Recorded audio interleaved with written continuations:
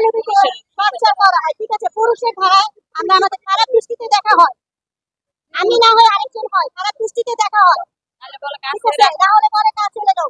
এবং কি ওই ওই বাড়ির পুরুষ যদি খারাপ নজরে তাকায়, মহিলারা আমাদের কথা বিশ্বাস করে না, তাদের হাজবেন্ড এবং তাদের ভাইয়ের কথা বিশ্বাস করে, ঠিক আছে, হুটহাট করে আমাদেরকে কাজে থেকে না করে, আমাদের অধিকার দেওয়া হয় না, আমাদের বোনাসও অনেক জায়গায় দেওয়া হয় না। কেন দেওয়া হয় না? ছোট কাজ, গৃহকর্মীদের কি এটা কাজ না? আপনাদের কাছে কি মনে হয় না এটা কাজ আমাদের? আপনারা যে ভাইরা দাঁড়ায় রয়েছেন ক্যামেরা নিয়ে, আপনাদের কিন্তু এটা কাজ, ঠিক আপনাদের জায়গায় আমরাও এটা কাজ। পেশা তো পেশাই, যে কোনো পেশা হোক, ছোট হোক বা বড় হোক, আজকে ছোট চোখে দেখতে নেই। তো সবার কাছে আমার অনুরোধ, বিনীত আবারও অনুরোধ, সরকারের কাছেও আমার অনুরোধ, আমরা গৃহকর্মী বোনেরা আমাদের অধিকার, আমরা ন্যায্য অধিকার এবং আমাদের যে স্বীকৃতি পাওয়ার কথা, আমাদের স্বীকৃতিটা এবং খুব দ্রুত দেওয়া হোক। বা অনেক কর্তারা আছে যেরকম গরম পানি ফিক্কা মারে, কাজ করতে গেলে বেতন দিব না, বেতন আটকায় দেয়। তো যদি বলি যে দেশে আইন কারণ আছে, দেশে আইন কারণ আছে, বা আমরা পুলিশের কাছে যাবো বা আমরা আপনাদের নামে মানে কমপ্লেন জানাবো, তখন বলে যে যান, যাও যাও দেখা যাইবো কোন বাপরে নিয়ে আসো।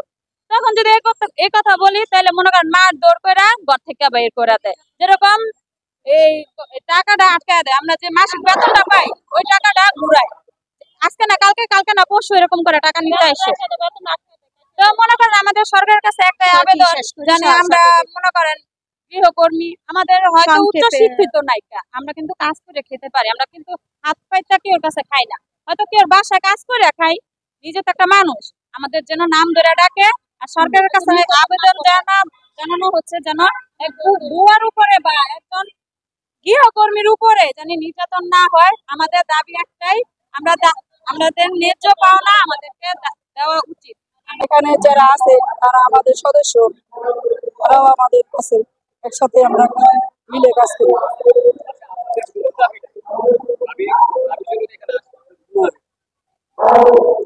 আমাদের মূল দাবি তো ভাই বললাম যে আমাদের চুক্তির পত্র থাকতে হবে, মানে দেখা যেতেছে 2 মাস পরে আমাদের মনে করেন চাকরি আছে, কারণ আজকে চাকরি করলাম, কালকে আমাদের না করে দিল। আর আমাদের যদি কাগজপত্র থাকে তাহলে হয়তো আমাদের এভাবে না করতে পারবে না, কারণ আজকে যদি আমাদের কাজ চলে যায় আমরা কালকে কি খাবো? আমাদের খাইতে হবে, আমাদের পেটে দেয় তো আমরা কাজ করি। আপনাদের আজকের মানববন্ধনে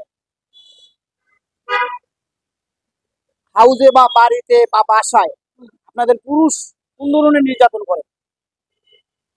নির্যাতন পুরুষ বলতে ওই যে সেটাই জন নির্যাতন, হয়তো খারাপ নজরে তাকায় বা বলে যে এটা সেটা, বা অনেক কিছুই আছে, সেটা তো বলা সম্ভব না। হয়তো সেটা যদি আমরা অস্বীকার করি বা আমরা যদি তার কাছে যদি না যাই, বা আমরা যদি বলি যে না আমাদের হাজবেন্ড আছে বা আমরা কষ্ট করে খাই, আমরা দুর্নীতি করব না, কারণ একজনে আমার কাজ দিল, বিশ্বাস করে দিছে, তার হাজবেন্ড বা তার ছেলে বা কুপ্রস্তাব দিব, সেটা তো আমরা মানবো না। সেটা যদি না মানি তাহলে মনে করেন যে নির্যাতিত শুরু হয়ে যায়। হয়তো তার স্ত্রীকে বা আমার যে কাজে নিছে তাকে বললো, কুপ্রস্তাব দিচ্ছে, আপনারা কুপ্রস্তাব রাজি হননি? না না, আপনি কি আপনারা চেষ্টা করেন না যে ওনার ওয়াইফ বা ওনার মা, ওনার বোন, তাদেরকে জানানোর? জানালে তো মনে করেন, জানালে তারা জানতে চায় না, বুঝতে চায় না, বা বলে যে তোর থেকে আমি সুন্দরী, বা ওনার মা বলে তোর থেকে আমার বউ, মানে পোলার বউ সুন্দরী। তা ওনারা কিছুতে এগুলা বিশ্বাস করতে চায় না, তো বাধ্য হয়ে ওই কাজ আমাদের ছেড়ে দিতে হয়। ছেড়ে দিলে যে আমরা পাওনা টাকাটা পাই, ওই টাকাটার জন্য হয়তো আমরা যদি চাই বা বাসায় যাই বা কিছু দূর দূর করে, তারা দেয়, টাকা দিতে চায় না। ন্যায্য যে আমাদের বেতনটা, সেই বেতনটা হারা বলতে চায় না যে তুই কাজ ছেড়ে চলে গেছিস, তোর কি সে টাকা দেওয়া হবে, মানে